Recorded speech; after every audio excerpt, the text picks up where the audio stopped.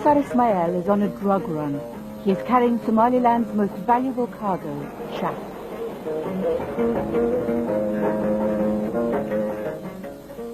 This is the fastest chat driver in the land. He stops for no one and nothing. Last week an old woman got in his way. She just about survived. Today the race is tight. The first truck to reach market will get the highest prices.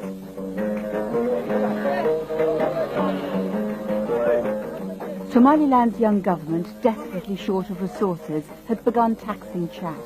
But the stop lasts only minutes. And then it's on the road again, whether everyone's aboard or not. The chat race claims 1 or 2 lives every week. Kosar Ismail spent the night in Ethiopia, where the chat is grown. He chewed all night and, caught at a police checkpoint, is riding high. Between arriving in Ethiopia, crossing the border, how much chat did you chew?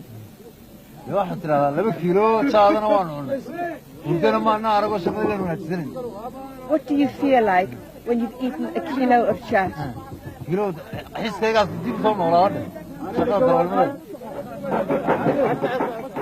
And with that, our time was up.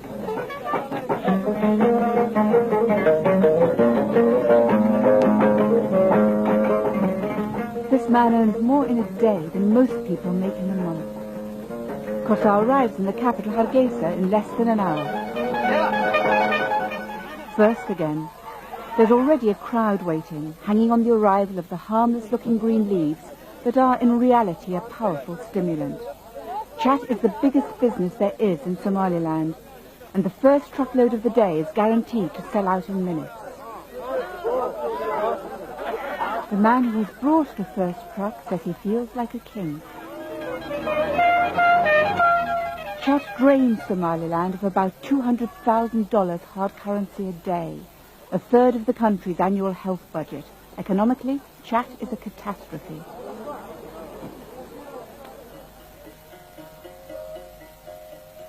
Somaliland first became separate in the 19th century, when the colonial powers carved up the Somali-speaking lands of the Horn. The southern shores of the Gulf of Aden fell to Britain, which held them until Hargeisa and Mogadishu united to form an independent Somalia in 1960. 5 years ago, Somaliland reasserted its independence, devastated by a genocidal civil war. Today, much of Hargeisa still looks like this, pulverized by Mogadishu's tanks and planes. Tens of thousands died in a decade of war. Hundreds of thousands fled towards Ethiopia, where they found some consolation in chewing chat. For the rebels in the bush, chat became like daily bread. Yusuf Gabube, leader of the War Veterans Association, took us to meet some of his former comrades, who explained how chat helped them in the war.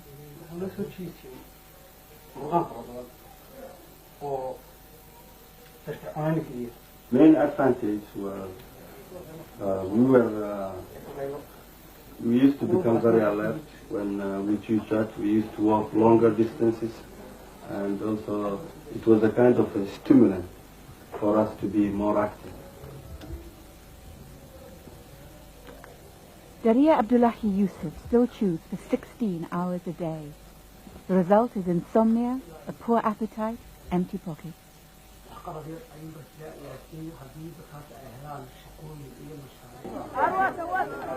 I went with Yusuf to talk to some of the women who have been compelled to become breadwinners, even though it means selling the very thing that has forced them onto the streets in the first place. Does she like selling chat, Yusuf? Is she happy to be selling it? No, it's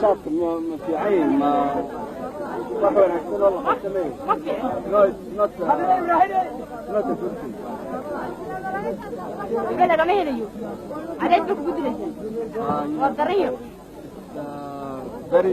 Very hard thing to do. You sit under the sun all the time, and the returns are very small. And children are left unattended, gathering the crumbs that fall from the chat tables. Do you have chat? Do you eat it? You eat it? No! What is this for? No. What is this for? Shave it. For money. Yeah. For money. Is it a lot of money or a little money? Money or a little money? Little money. We followed the money trail to the home of one of Somaliland's biggest chat traders, Maxamed Xasan. Hi, Mama.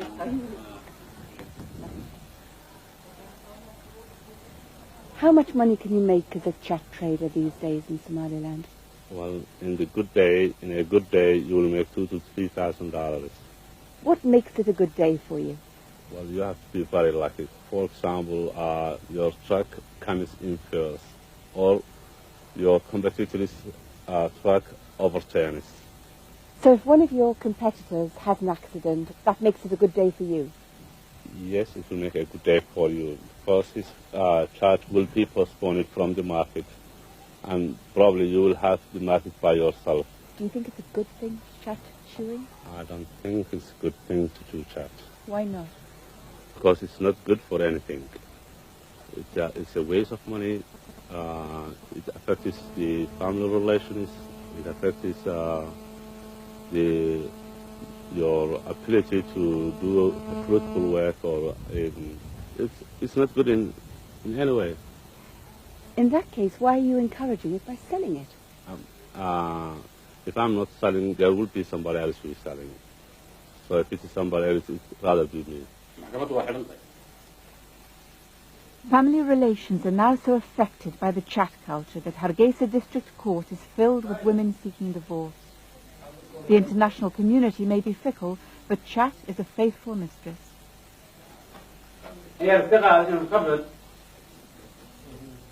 Shikri Yusuf's husband is an unemployed war veteran. Her marriage has fallen apart, like every other marriage in court today, because of the 1-2 punch of poverty and chat. إن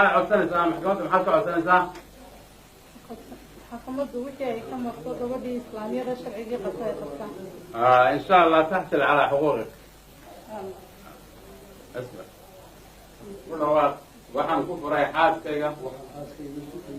And with that, another bond was broken. Je ne dépensais rien du tout.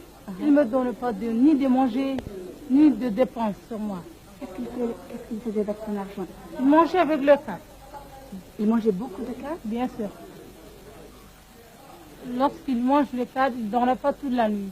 Il venait vers 3h minuit. Mais moi, je dormais. Je ne savais même pas si j'avais une mari ou pas.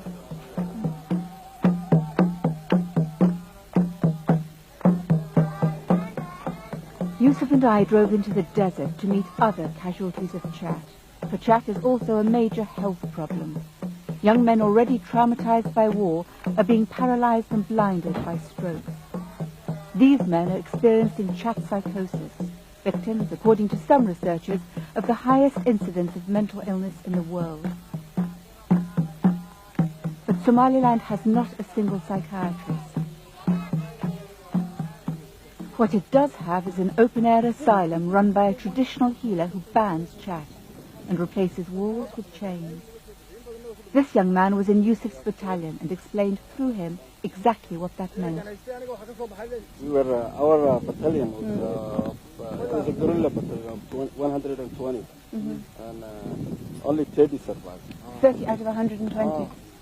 How many people have you met that you know here, Yusuf? Well, I think the majority of them are known to me. How do you feel when you see them here like this? Very sad. It seems that the number is increasing. Increasing too because of returnees from Britain, where chat is a huge problem in the expatriate Somali community. This young man chewed almost around the clock in London. His mother brought him back to Somaliland for a cure.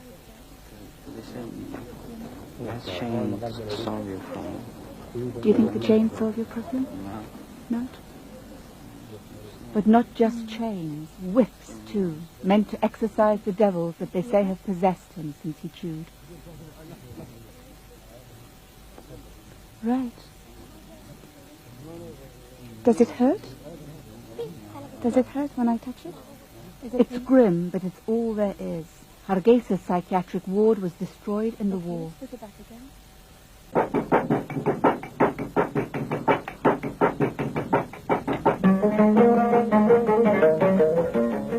But if Somaliland is growing stronger, so too is Chad. It's no longer just trucks that transport the drug. As security increases, planes are ferrying it to far-flung corners of the country, to villages and rangelands where the leaves are entirely new. Bundle after bundle piles up problems masquerading as pleasure, clipping Somaliland's wings every step of the way.